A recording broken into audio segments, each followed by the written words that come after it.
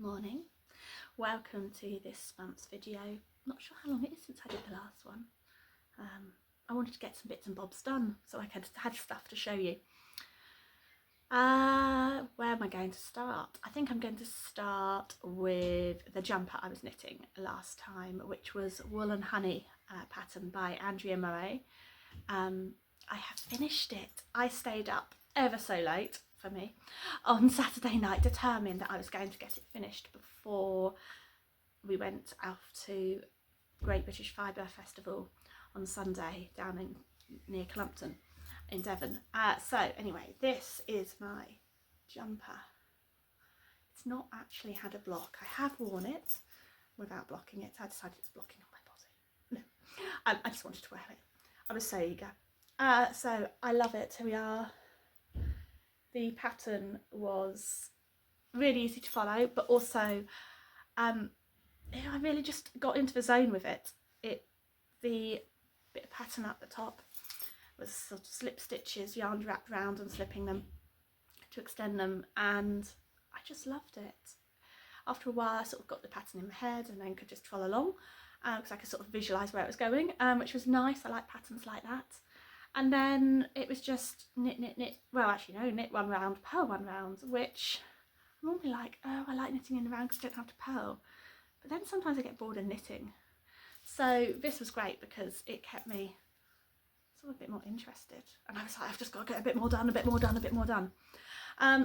Other bonuses for top down was that when I finished on Saturday night at some ungodly hour, I only had 4 ends to sew in. I didn't have to sit there and stitch it all together. Literally 4 ends. Oh, there might be some under the armpits. I think there's one. I haven't done that one yet. But all the rest, I just was like, whiz, done. Bish, bash, bosh. So, yeah, if you're looking for a nice pattern, bit of difference, but not too complicated, I would really recommend Wool and Honey by Andrea Murray. I will link it in comments down there so that you can find it on Ravelry. I used Drops Flora, which is a wool alpaca mix. It was budget friendly, has a lovely feel. It was really nice to knit with, good twist on it as well so it didn't split. And if I dropped stitch, it held itself. It didn't just start unravelling, which was really good. So yeah, I have been knitting that and I have finished that, so I'm very excited that one's done. So now I'm tackling my works in progress pile. I'm currently knitting a sock for Sock Club. I'll just go and grab it and show you. Right, after a little hunt, I found my bag with it in. So this is the sock I've been knitting. I'm nearly at the toe. Here it is.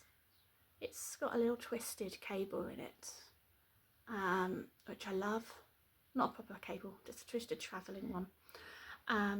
Again, another really nice pattern. It's for remembering it and being able to visualise where your stitches are, so I'm not having to constantly refer to my piece of paper or my phone. I like ones which I can just crack on with.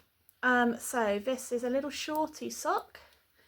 It's called Short Story and it's by Laura Moret. I will link her pattern below. If you are coming to Sock Club next month, this month, I'm in June. This month, this is the pattern that we're going to be doing, and I will be purchasing it and sending it over to you soon. Yeah, it's a nice little short one. I've just got to do the toe. It's top down, great for using up the scraps. This is a Rico yarn I'm using here. I bought from Timeless Wool Shop in Tiverton when I was on holiday. Can't remember what Rico one it is. If I find the brand, I'll pop it in the links below as well, the comments below. So yes, really enjoying this one. I think I've only got a couple more rounds and then I can do toes. Also, I am going to be, Mum and my husband are having a bit of an argument at the moment about whose jumper I'm going to work on next, whether it's size jumper, which is one, if you might remember me talking about it, that I started, not the birthday he's just had in February, not the year before, but the year before that. I think I probably said before recently that I found it. I've got more done than I thought. I've got a back and I've got 2 sleeves, so it's just the front to go. So there's that option. It is one I've got to stitch together. So that's probably why I put it off. And then there's Mum's jumper, which is gnarled oak, and I've knitted it for myself last year. And then Mum was like, I love it, it's a cardigan. She was like, I really love it. So I found her some yarn when I went to the lace knittery. And I've got to the armpits.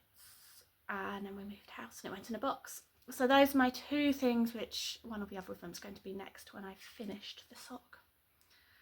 I probably have to put their names in a pot and just pick one out and see who I get, otherwise there'll be disagreements. Whatever. So yeah, those are the things that I'm working on at the moment. I've also been working on this little guy. This is my little cactus in a pot. And this is a class that I am teaching down in Yetminster at the Old School Gallery Cafe in July, on the Sunday the 7th of July. Crochet a cactus. There'll be 2 options, one where you crochet the pot as well, but also I'm going to have a little option where you have a little pot already, a little terracotta one. You can crochet a cactus and pop it in. So yes, that's what I've also been designing. I might record this as a online class soon. Just something I've been doing giving lots of thought to is online classes. So actually, if you have any thoughts on what online classes you'd like me to record and put up on my online course platform, which you can purchase, please do comment below. It can be knitting, it can be crochet. As you know, I teach both. But I'm thinking about those of you who aren't so local, who want to learn things. And yeah, I just want to give you those opportunities, because lots of people say to me, oh, I want to learn this, I want to learn that. And in my Patreon, you get membership, you get small tutorials each month, but you don't get fully in-depth proper classes. They are like a little tester, a little tip, that sort of thing, mini tutorial. And I really want to be able to offer people full proper classes, but online, and which you can access not just when I'm running it live, but you can purchase and access whenever suits you. So, you know, 12 o'clock at night, if you want to do a class, you can, or whatever suits you, and you can stop and pause it and keep going with it.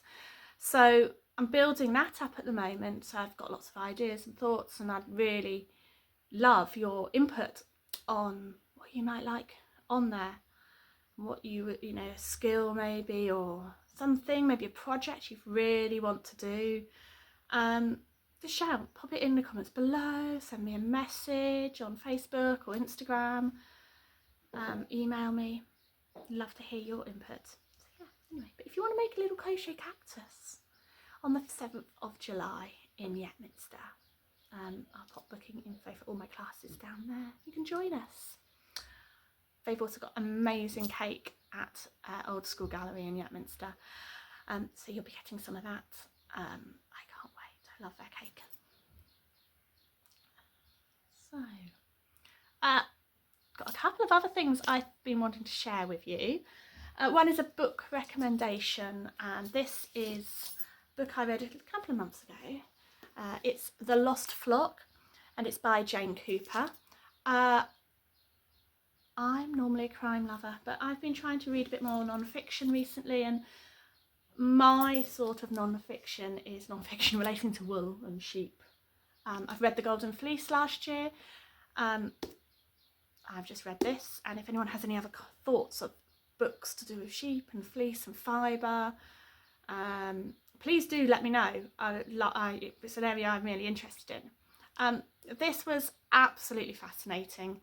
Jane is basically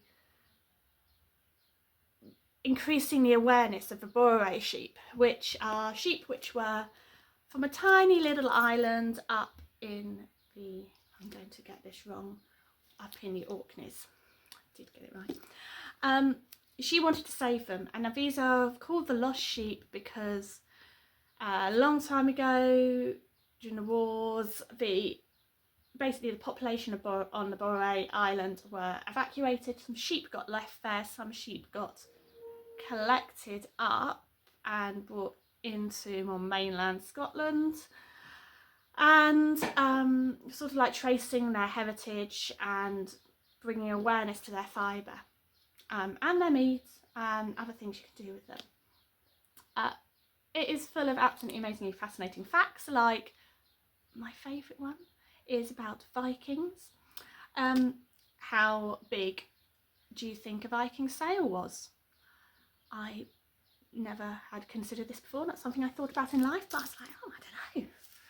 Sure. Well, the one they have found is 100 metres square, which is pretty massive when you think about it. And it was made from sheep's fleece. So if you think back to the Vikings having managed to produce this piece of cloth for their sail using sheep's fleece, just incredible, that size, and that it's been found. Someone actually replicated it, reproduced it using traditional techniques, and it talks about that in there. It just talks about the whole journey of identifying these lost sheep, where their breedings come from, and the history behind everything that's happened. Eye-opening, fascinating, highly recommend this if you want a non-fiction book. Yeah, so that is my book recommendation this month.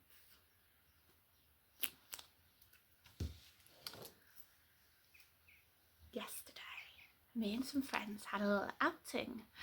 Drove about an hour, so we're in on the Somerset-Dorset border.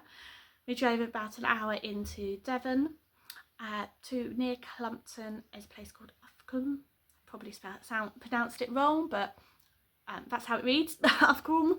And we went to the Coldharbour Mill, which is a textile mill.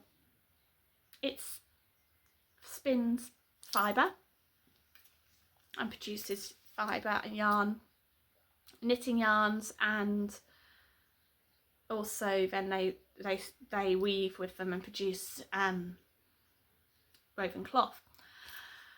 Yesterday, the organisers of Stitch West put on an event called the Great British Fibre Festival at Coldharbour Mill, and it was amazing, absolutely amazing event.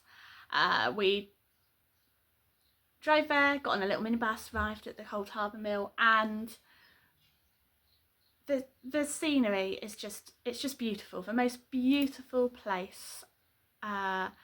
Running water wheel going on, water trickling down, lovely wildflowers, and this amazing factory in the middle of a little village. And yesterday's event was all about sustainability and British fibre and British products and British sheep fleece. And it wasn't a huge, great event. I mean, I've been to quite a few big fibre festivals, and I have to say I sometimes find them absolutely exhausting and absolutely overwhelming. And I'm just like, whoa, I can't ever, it all starts merging into one, all the stores do, and I can't make a decision. This was just perfect size. There was this mix of the history and of the mill.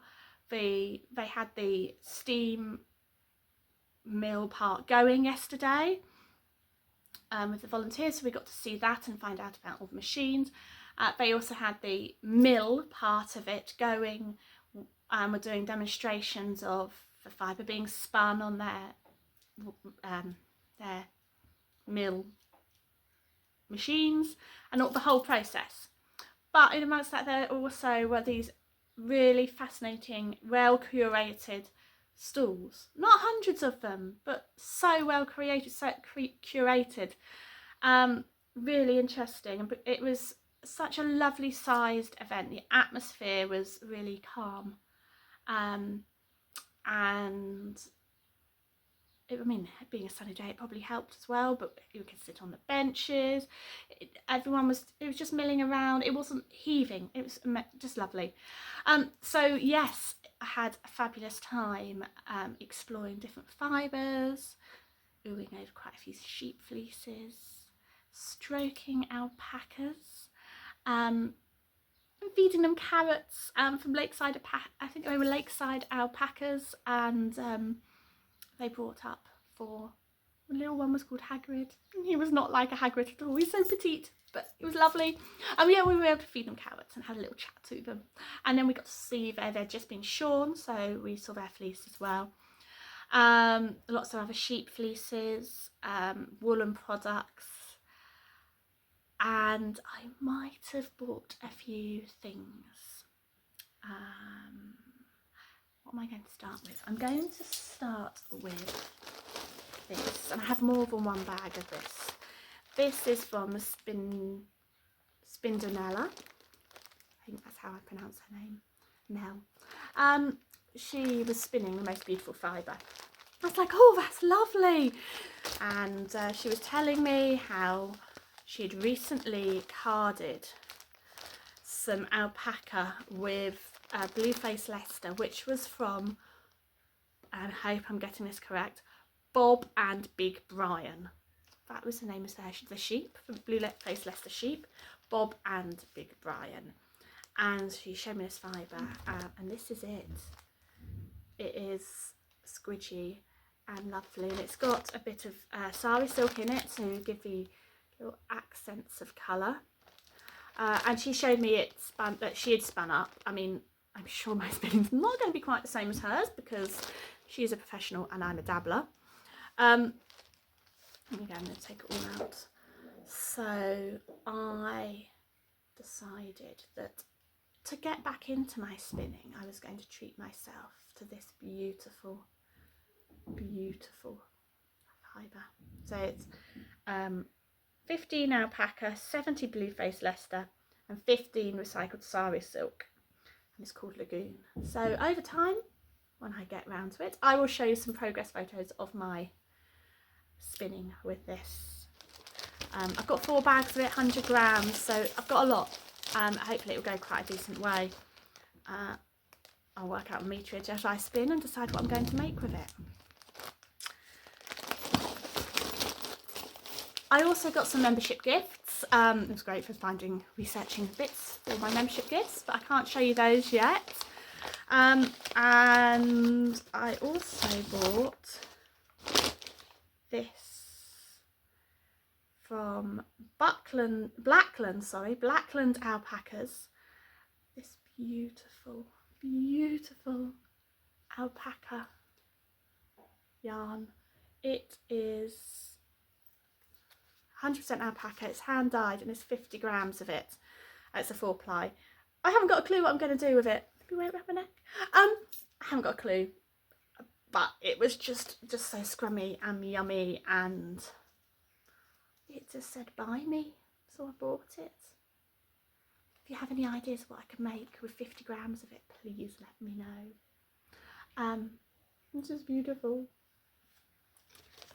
And the other thing I bought for myself was a sock pattern and some sock yarn. This is from Thread and Yarn. I bought her Fallow Sock pattern, and she had it knitted up, and actually had to knit it up twice into incredibly different yarns, and it was amazing. Those socks didn't look the same pattern just from the yarn choice. One was a solid, this one here, solid colour, and the other one she'd done in a real sort of tweedy, mottly yarn. And it's just so different. I would, you know, at first glance, you would never say that was the same sock pattern. So it was really interesting to see. So yes, this is the Fallow Sock from Thread and Yarn. She has a beautiful pattern, which I'm looking forward to using. And I also bought some of her sock yarn that she dyes. Her sock yarn is all naturally dyed. She's very much into biodiversity and nature and encouraging nature. This is a 100% wool Corriedale sock. It's a 4-ply, and it's been dyed with Jamander. No, it's called Jamander. It's been dyed with indigo. So I'm really looking forward to knitting this in those spare moments. Yeah.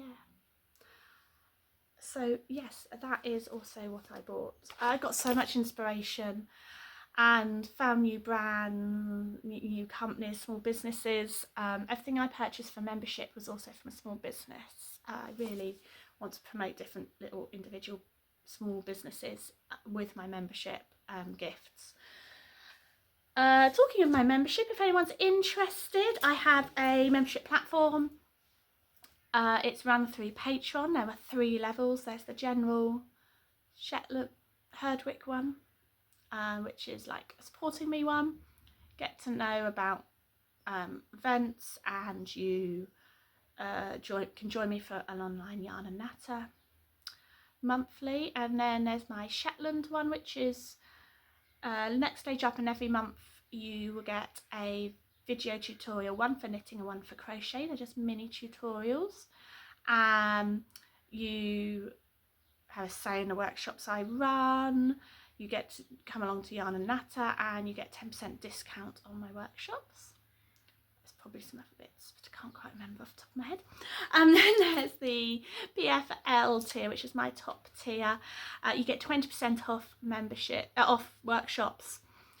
All the other bits that Shetland gets, so the knitting and crochet tutorial each month, Yarn and Natter online, and you also get the choice of either a half an hour tuition with me, private one-to-one, and that can be run on Zoom or in person, depending where you're located, or you get a gift, which is obviously the gift that I've been sourcing this weekend. So yeah, if you are interested, I'll pop the link in the blurby bit below as well.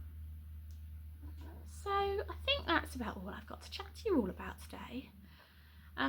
Please comment, add your thoughts, give me ideas of what you think I should knit with the beautiful alpaca with.